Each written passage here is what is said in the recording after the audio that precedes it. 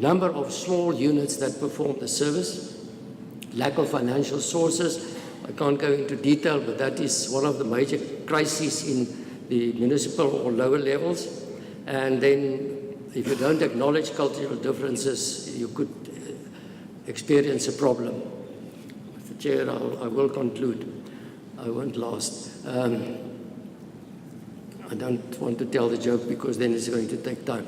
But just in conclusion, decentralization is administratively complex, because if you decentralize, it implies that you have to assign power to another level or another sphere.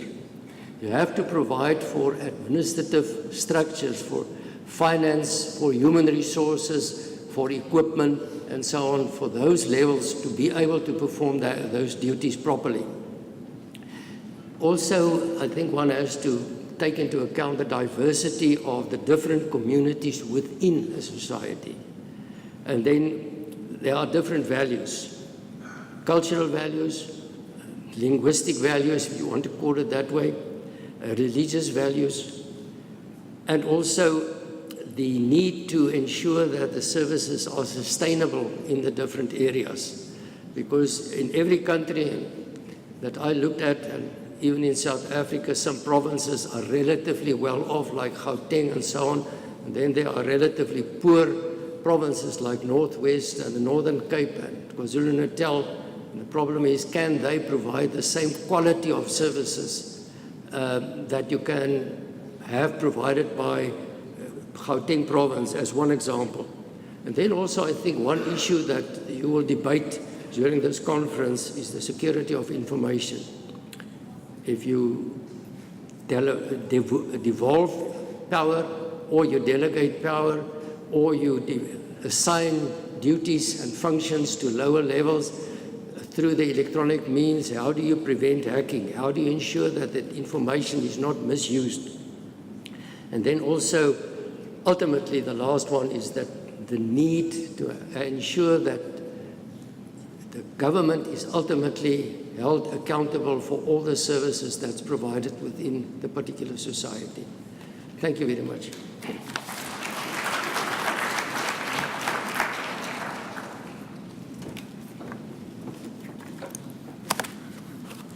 Thank you, Professor Thornhill. I must say your time management was excellent. In his address, Professor Thornhill developed a very positive linkage between galloping technology, the democratization of government, and decentralization, which has become an integral part of good governance. Now, the notion of e-government implies that electronic means for service delivery and communication has to be developed in order to enhance democratic decentralization. He has also pointed out that e-governance is supposed to benefit society in meeting their needs more effectively and efficiently, with a resultant reduction in corruption. Government capacity should also be an important consideration to provide services through electronic means for local communities.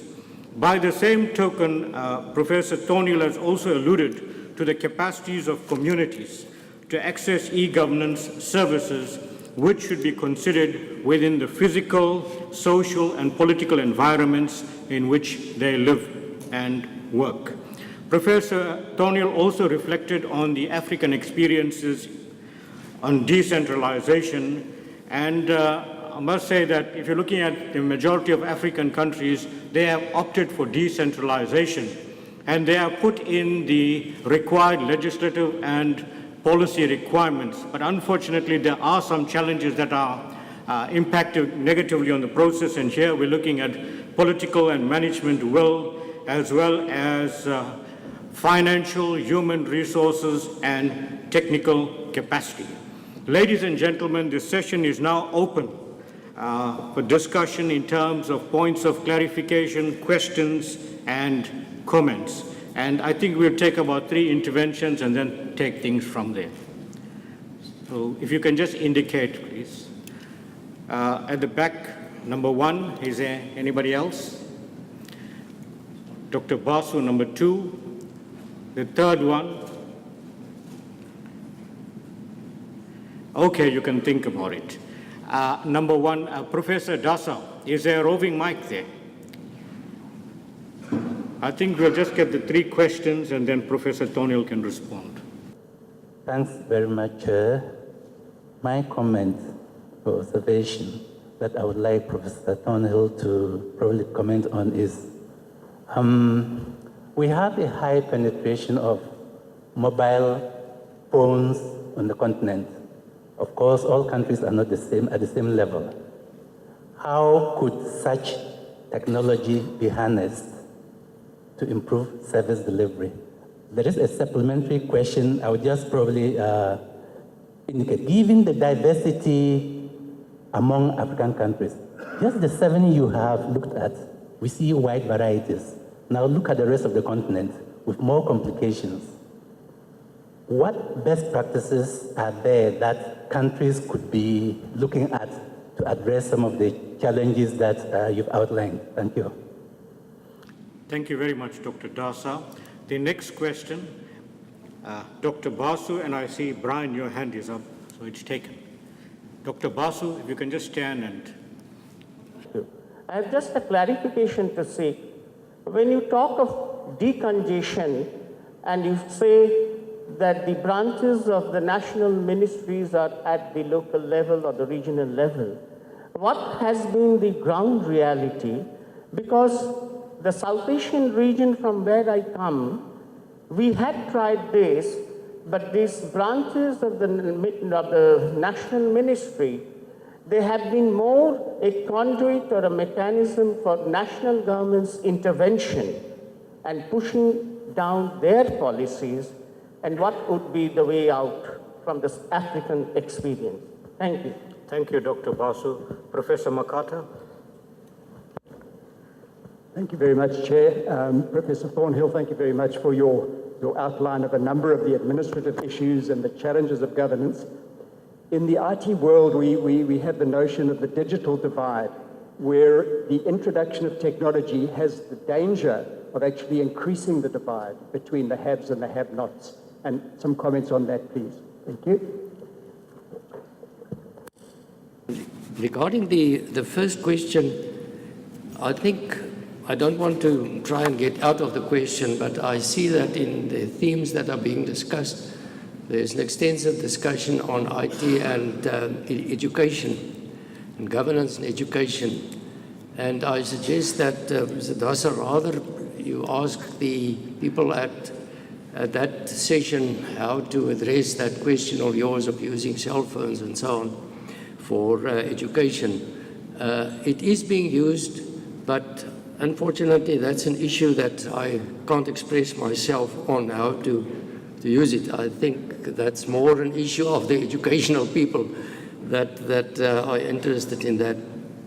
The second question concerns the national government's intervention. Now, in any state, wherever you go, national government sets the scene on how the provinces or regions or states within a state, within that particular country operate. If your national government does not provide that framework, the administrative framework, as well as provide the managerial leadership to enable the units, subunits to perform, I don't think that one can really give effect to the idea of decentralization properly. Unfortunately, no country that I've come across, there is a permanent way of doing things. It's a kind of a pendulum that swings. It swings either towards decentralization or it swings towards centralization.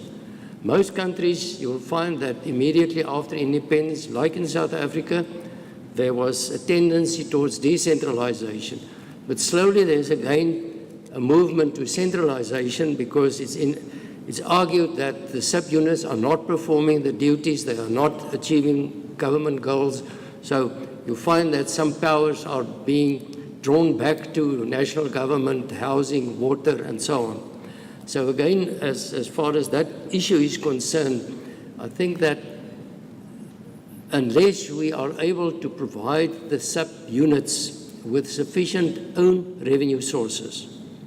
For example, in South Africa, the provinces, that's our subnational level, they've got no source of revenue. They obtain about 96% of their revenue from the state through the National Revenue Fund. They can only accumulate about 4% of the revenue. That means, although more than 75% of all the executive actions are being performed by the provinces, and most of the officials are located in the provinces, but it's finance provided by national government. Now the argument is, if national government provides the funds, why can't they even perform the functions? Because now they transfer the function to the province doesn't perform, and ultimately national government is held accountable.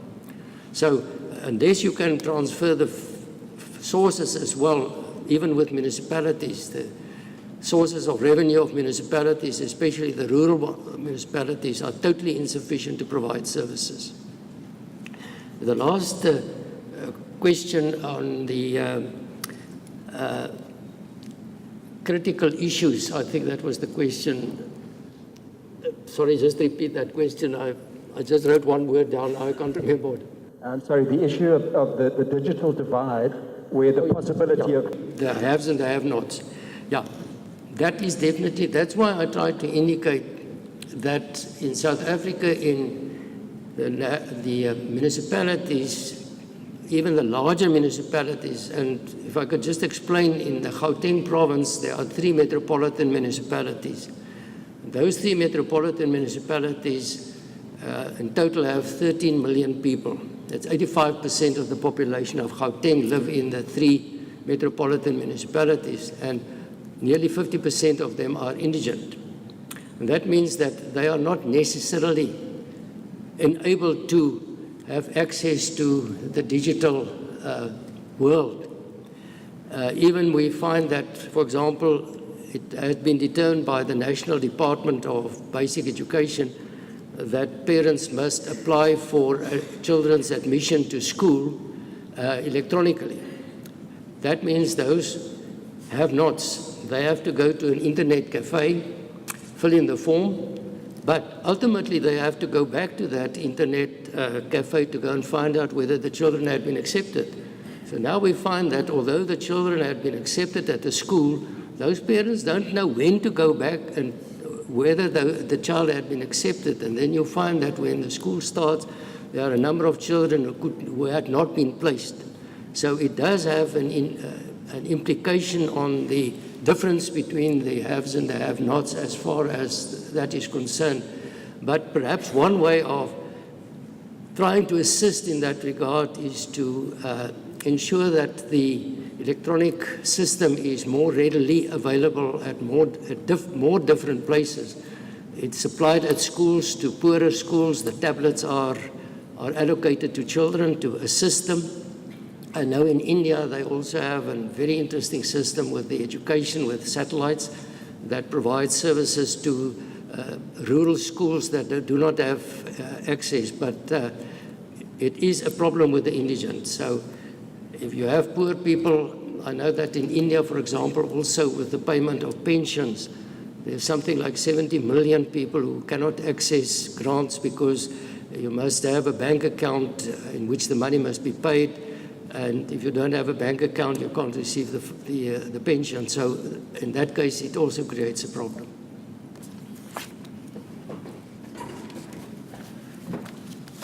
Ladies and gentlemen, I hope you'll join me in thanking Professor Thornhill for his very interesting and insightful address. And he's certainly an inspiration to the rest of us younger academics. Ladies and gentlemen, in closing this session, I would also like to thank you for your participation. Thank you very much.